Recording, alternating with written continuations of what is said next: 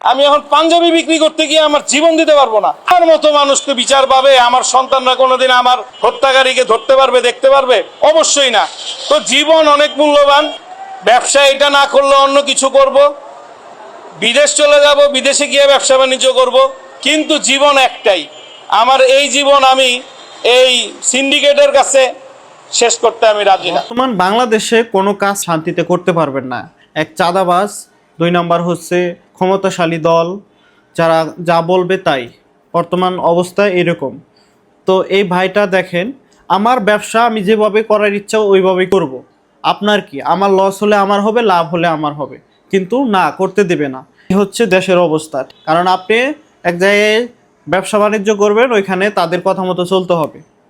তো এই ভাইটা একদম নিরুপায় হয়ে আপনাদের মিডিয়ার সামনে কিন্তু এইগুলো ফাঁস করছে। এরকম অনেক অত্যাচারী মানুষ আছে, কণ্ঠস্বর উঁচু করতে পারতেছে না বলেই তারা প্রকাশে আসতেছে না। তো ভিডিওটা একটু শেয়ার দিয়েন। এই ধরনের মানুষের যে যারা আচরণ করে তাদের কি ধরনের শাস্তি হওয়া উচিত আপনারা একটু কমেন্ট বক্সে জানাইন।